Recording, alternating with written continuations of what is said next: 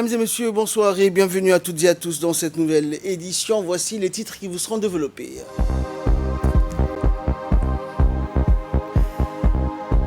Remise d'un important lot de matériel de protection pour le corps soignant donc, du Boussien par le gouvernement chinois. Et en France, ouverture des portes après 55 jours de confinement strict.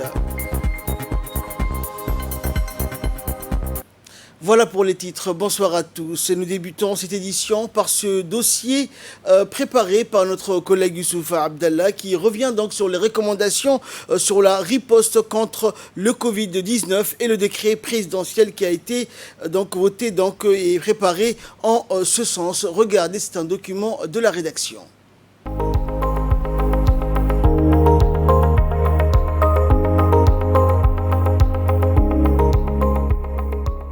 Le président de la République, M. Ismaël Omar Guelleh, vient de signer un décret portant levée partielle des mesures exceptionnelles de prévention contre la propagation du Covid-19.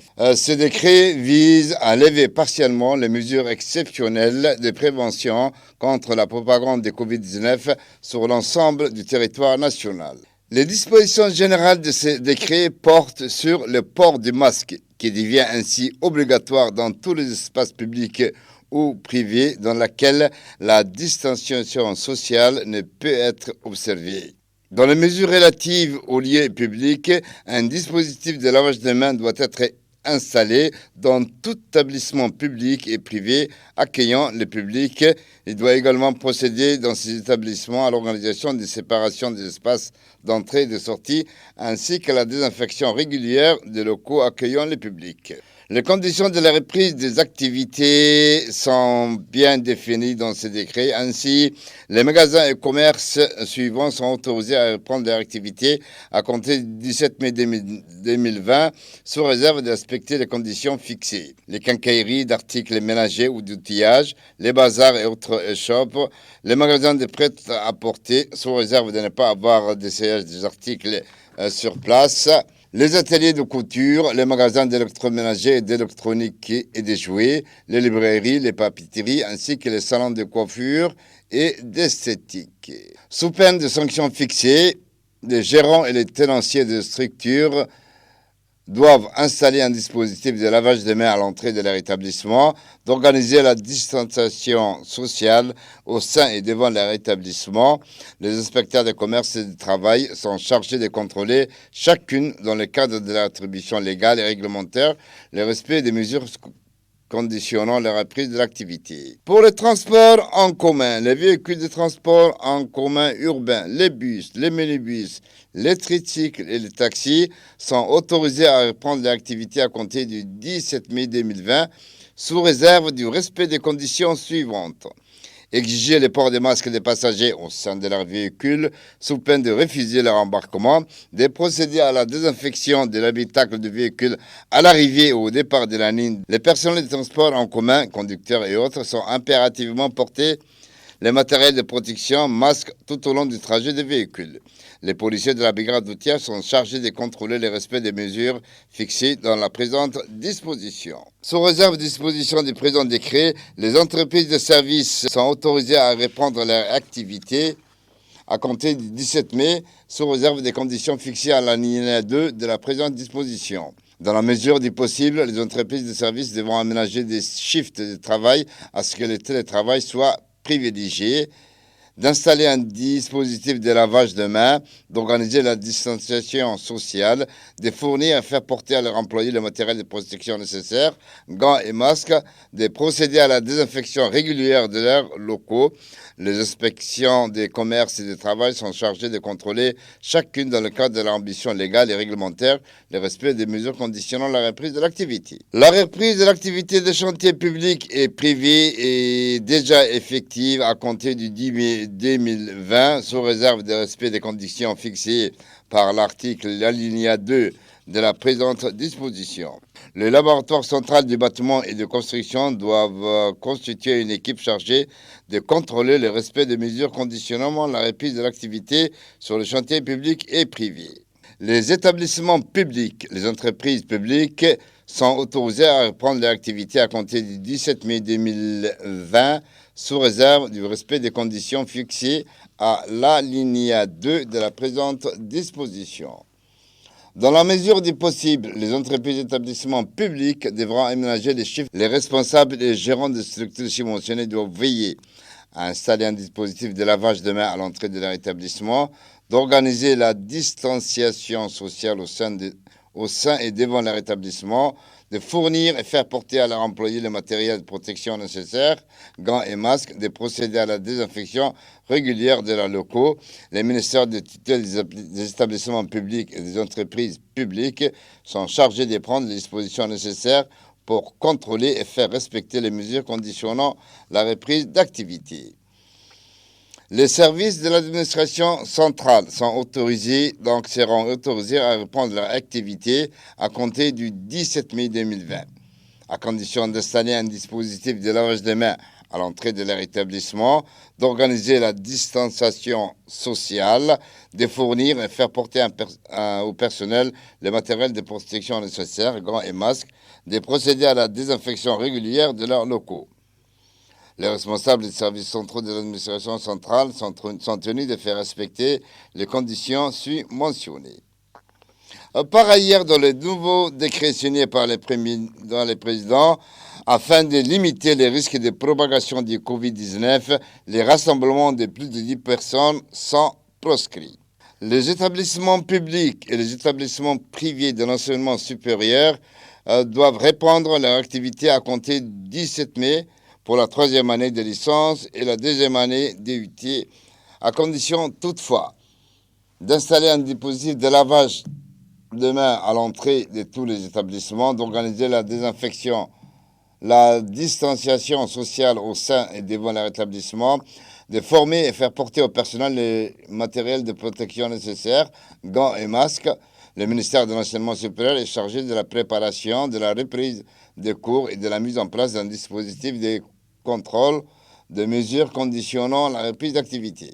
Par ailleurs, dans le même décret, les lieux de culte.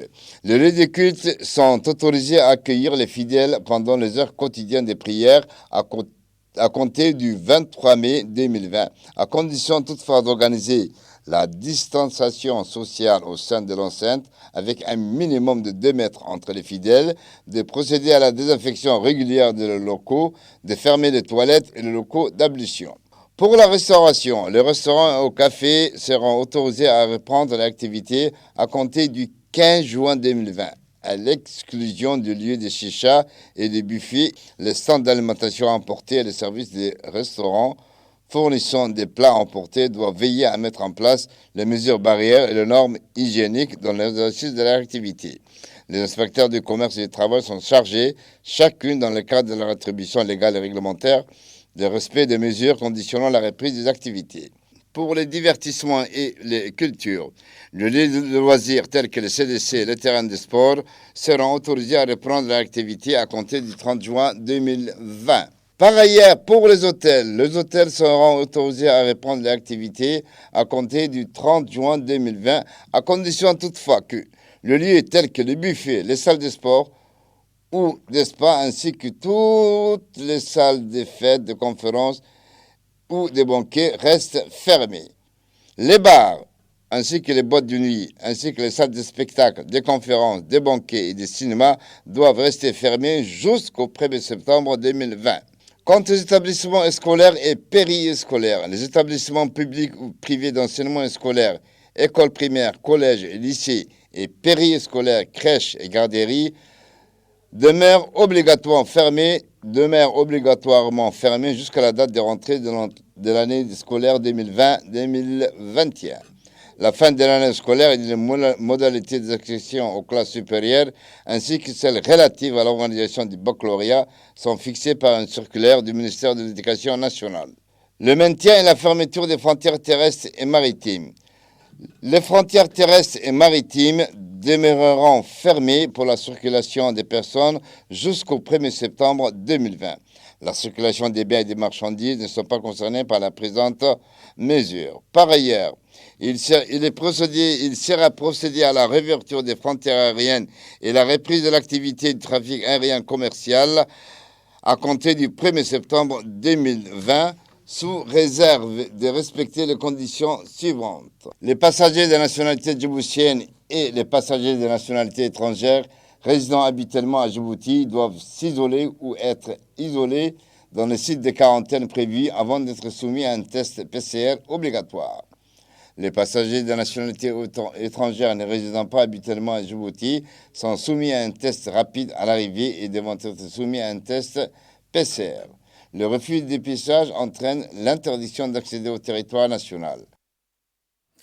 Également dans l'actualité, sous la conduite du président de l'Assemblée nationale, Mohamed Ali Ahmed, et conformément à l'article du règlement intérieur de l'institution parlementaire, la conférence des présidents s'est réunie aujourd'hui en vue de transmettre les commissions compétentes les projets de loi en instance. Lors de cette assise statutaire, le gouvernement est représenté par le Premier ministre Abdelkader Kamel Mohamed.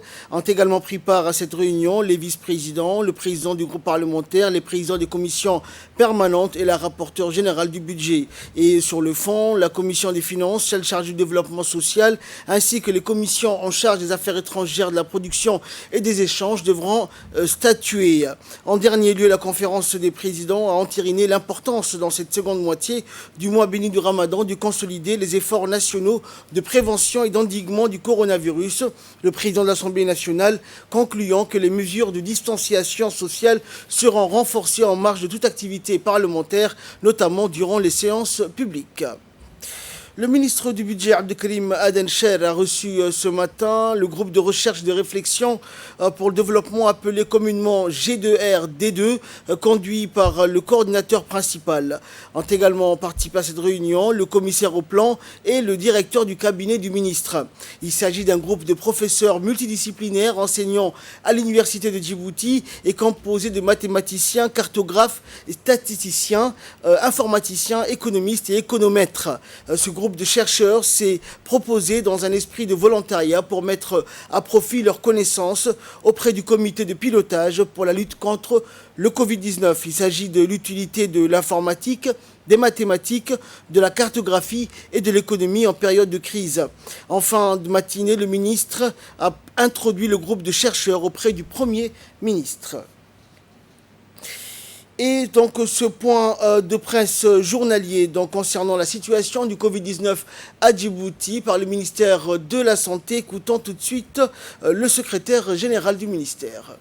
Sur la situation Covid-19, ce lundi 11 mai 2020 se dessine ainsi. 486 tests réalisés, 17 cas positifs au Covid-19. Il s'agit toujours des personnes de contact. 25 cas sont déclarés guéris. Aussi, nous notons une légère reprise de la hausse du nombre de patients guéris qui dépasse aujourd'hui le nombre de cas positifs au Covid-19. Le caractère est spécifique de l'épidémie à Djibouti, avec une grande majorité des cas asymptomatiques et légers, une part importante de guérison et la tendance à la baisse des cas Covid-19 recensés a mené le gouvernement à entamer la réflexion d'un déconfinement progressif. Cependant, ce processus ne doit surtout pas faire perdre de vue les consignes sanitaires générales et en particulier les mesures barrières qu'il faut continuer à appliquer strictement. Nous tenons également à rappeler que la ligne gratuite 15-17 est toujours à la disposition de la population pour toute suspicion de cas d'infection à Covid-19 ou toute autre information concernant cette épidémie. Enfin, le bilan global se dresse comme suit. 15 790 tests réalisés, 1227 personnes sont révélées positives, 872 cas sont confirmés guéris et nous déplorons toujours au total 3 décès. Merci. Merci chez vous.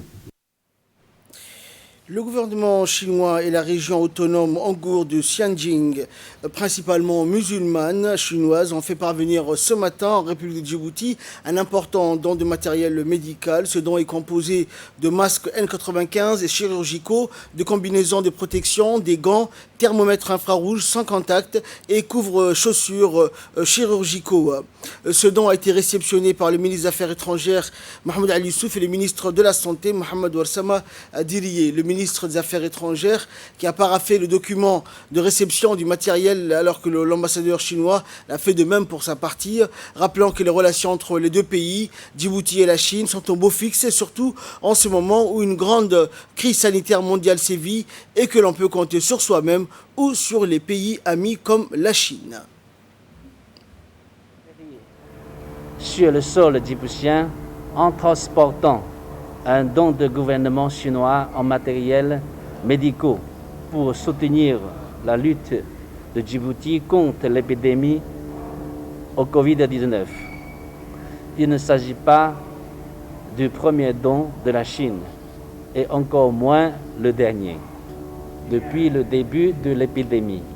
Pour être plus précis quant à ce qui est matériel, le gouvernement chinois a déjà octroyé au gouvernement djiboutien 2 lots de dons en matériel médicaux et de dons de réactifs de tests par le biais de l'Africa CDC. À cela s'ajoutent des donations des entreprises chinoises, parmi lesquelles la fondation de Jack Ma a déjà livré au gouvernement djiboutien 2 grands lots de matériel médicaux et les entreprises chinoises installées à Djibouti telles que China Merchant Group ont fait un don en matériel et en fonds d'une valeur totale de plus de 700 000 $ américains. Dans le même temps, je ne manquerai pas de vous dire que dans cet avion spécial, il y a un autre don de matériel offert par le gouvernement de la région autonome ouïghour du Xinjiang, région principalement musulmane chinoise, pour témoigner de la solidarité de leurs sœurs et frères djiboutiens. Et après avoir réceptionné cet important don de matériel médical, le ministre de la Santé, Mohamed Ouarsama Diriye, a remercié le gouvernement et le peuple chinois pour ce geste louable. On l'écoute.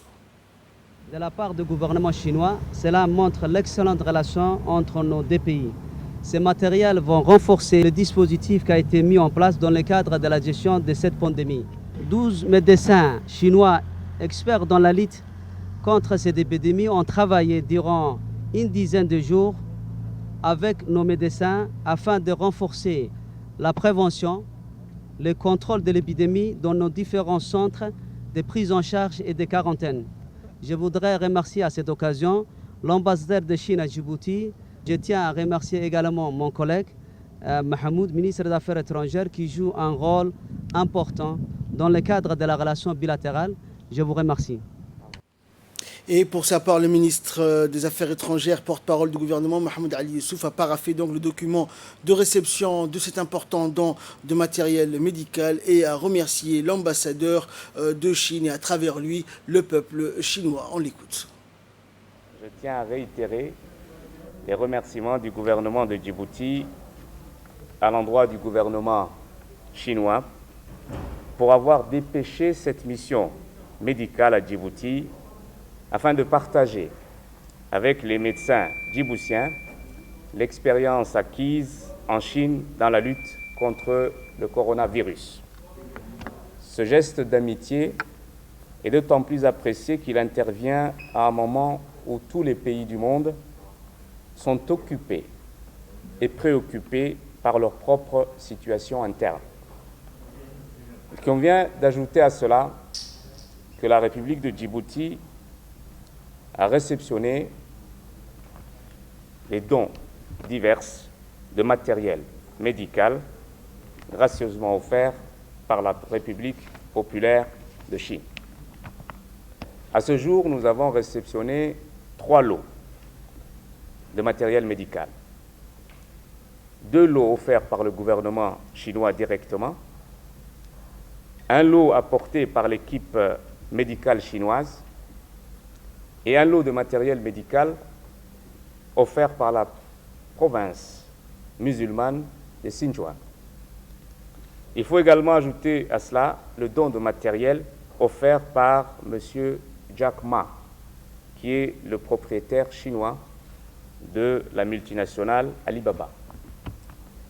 Cette coopération illustre, si besoin en était, l'amitié qui existe entre la République de Djibouti et la République populaire de Chine, ainsi que la solidité du partenariat entre nos 2 pays. Excellence, Monsieur l'ambassadeur, notre gouvernement a déployé beaucoup d'efforts sous la houlette du président de la République, Son Excellence Monsieur Ismail Omar Guelleh, afin de contenir la pandémie et de créer les conditions de son éradication. Des moyens propres conséquents et des ressources financières nationales ont été mobilisées et engagées à ce jour à hauteur de plusieurs milliards de francs Djibouti. Notre gouvernement poursuivra son action et adaptera sa stratégie au fur et à mesure de l'évolution de la pandémie. Nous restons engagés auprès de notre population afin de la protéger, tout en prenant en charge tous les tests et les soins aux patients. Les aspects socio-économiques sont également pris en compte et nous continuons à explorer les voies et moyens d'atténuer les impacts et les conséquences de la pandémie. Et les médecins chinois dépêchés, il y a une dizaine de jours, ont quitté aujourd'hui la capitale à destination de la Chine. Avant de prendre le vol, les 12 médecins chinois se sont vus remettre des certificats de mérite et de reconnaissance des mains du ministre de la Santé et de son collègue des Affaires étrangères, ainsi que l'ambassadeur de Chine à Djibouti pour leur travail remarquable et l'expérience partagée avec leurs homologues djiboutiens pour combattre le Covid-19 ici à Djibouti. Rappelons que les 12 médecins ont été décorés hier par le Premier ministre Abdelkader Kamil Mohamed. Le ministre de la Communication chargé des postes et des télécommunications, Radouane Abdullahi Bahdoun, a pris part ce matin en vidéoconférence à une réunion extraordinaire du Conseil des ministres en charge d'éthique de l'Alliance Smart Africa. Il s'agit à travers cette réunion de discuter d'emblée des perspectives et réalisations entreprises dans la lutte contre le Covid-19 et surtout présenter les solutions numériques à cela. Rappelant qu'au fil de cette réunion, un débat fructueux s'est ouvert entre les participants qui n'ont pas manqué d'échanger leurs idées et expériences concernant cette pandémie de coronavirus, mais aussi émis des recommandations susceptibles de faire avancer le projet de lutte contre cette pandémie qui terrorise l'humanité dans sa globalité. Le ministre de l'Enseignement supérieur et de la Recherche, Dr Nabil Mohamed Ahmed, a fait ce matin une déclaration sur la reprise progressive des cours à l'université de Djibouti. On écoute le ministre. Je voudrais tout d'abord saluer la décision courageuse du président de la République qui, par décret 2020-80, a voulu un déconfinement progressif dans le respect des règles, des consignes de prévention et de sécurité, ainsi que toutes les mesures qui les accompagnent. Tout cela pour assurer aux Djiboutiens et Djiboutiennes la reprise d'une vie sociale et économique normale pour le bien-être de tous. Pesant l'importance d'un tel acte, le président de la République a voulu avant tout témoigner encore une fois sa confiance au civisme et à la responsabilité de la population djiboutienne. C'est dans ce cadre que s'inscrit la réouverture des institutions du ministère de l'Enseignement supérieur et de la Recherche, ainsi que des institutions privées d'enseignement supérieur. Le calendrier universitaire a donc été modifié comme suit. La reprise des cours est fixée pour le dimanche 17 mai 2020. Cette reprise va donner priorité aux étudiants qui sont à des niveaux aboutissant sur l'acquisition d'un diplôme. Il s'agit des masters 1 et 2, de toutes les licences 3, de toutes les facultés, ainsi que les deuxièmes années de l'UIT tertiaire et industrielle. La rentrée du 17 mai concerne également tous les étudiants de la faculté de médecine et de la faculté d'ingénieur. La reprise des cours pour les étudiants de licence 1 et 2 se fera progressivement donc, et elle est fixée au 31 mai 2020. Elle concerne également les étudiants de SP d'UIT. Tous les détails concernant les horaires de la reprise sont à consulter sur le site de l'université que tous les étudiants connaissent, www.univ.edu.dj. Il en est de même pour les périodes des examens. Pour les étudiants de l'Institut supérieur des sciences de la santé, la reprise est également prévue pour le dimanche 17 mai. Les détails des horaires sont et seront également sur le site de l'Institut. Pour le personnel du CERD, agents administratifs, techniciens et chercheurs, la reprise est également fixée au 17 mai 2020. Nous avons pris toutes les dispositions pour que cette reprise se fasse dans le respect des mesures de prévention qui seront de rigueur dans ces différentes institutions. Notre pays a déjà fait preuve de grande maturité durant cette crise dans la pandémie de coronavirus. Et nous appelons tous les concernés à continuer à faire preuve de civisme et de responsabilité. Je tiens à rappeler que déconfinement ne signifie pas relâchement. Il en va de la santé et de la vie de nous tous. En ce mois béni de Ramadan, continuons à prier Allah de nous sauvegarder de cette pandémie et nous épargner de tout fléau. Et le ministre des Affaires musulmanes, de la Culture et des Biens Waqf, Moumin Hassan Barré, a été invité à participer à la conférence en ligne des ministres de la Culture organisée par l'Organisation arabe pour l'éducation, la science et la culture, l'ALESCO, et dont le siège se trouve à Tunis, en Tunisie. Hormis le secrétaire général de la Ligue arabe, le directeur général de l'ALESCO, 17 ministres en charge de la culture dans le monde arabe ont pris part à cette conférence. Dans ce contexte, l'ALESCO a appelé à une réunion online des ministres de la culture arabe pour prendre connaissance des expériences des pays et des initiatives prises pour atténuer les effets des mesures de précaution sur les acteurs culturels, les artistes, les créateurs, et pour échanger des points de vue sur les moyens de contrer cette situation pandémique. Cette conférence en ligne constitue en fait un espace d'échange permettant aux ministres de partager leurs réflexions et de faire des projections sur le prochain avenir en vue d'atténuer l'impact de la crise sanitaire que de formuler les recommandations nécessaires dans une perspective futuriste s'inspirant des politiques sectorielles de chaque pays. Et dans cette intervention, le ministre a souligné l'aspect exceptionnel de cette rencontre qui se tient donc à un moment sans précédent en raison du coronavirus, provoquant des milliers de décès dans le monde entier avec de lourdes conséquences sur l'économie et la vie socioculturelle. Il est à noter dans son intervention que la République de Djibouti a fait d'énormes efforts pour contenir la propagation du virus. De ce fait, notre pays est considéré comme l'un des premiers États du continent africain qui a réussi à faire le dépistage massif, et les mesures de confinement ainsi de nombreuses organisations internationales ont salué l'efficacité du plan de crise décrété par le président de la République Ismaël Omar Guelleh pour faire face à cette grave épidémie sur la santé publique.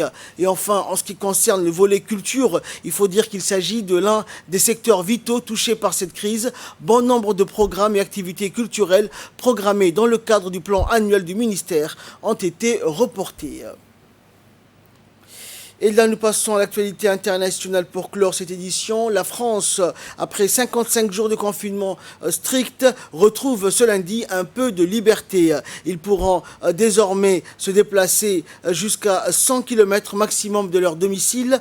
Le déconfinement marque aussi la réouverture des commerces et des écoles qui ne concernent toutefois pour l'heure qu'une minorité d'élèves. Le gouvernement français assouplit les mesures de restriction tout en multipliant les appels à la vigilance alors que le coronavirus circule toujours sur le territoire. La France a enregistré hier 70 nouveaux décès en 24 heures, le plus faible bilan depuis le confinement, mais la situation épidémique demeure fragile et malgré le déconfinement, de nombreuses restrictions restent en vigueur au moins jusqu'au début juin. Bars, restaurants, cinémas, cafés, hôtels, musées demeurent fermés. L'accès aux plages et aux lacs reste aussi interdit sauf dérogation du préfet.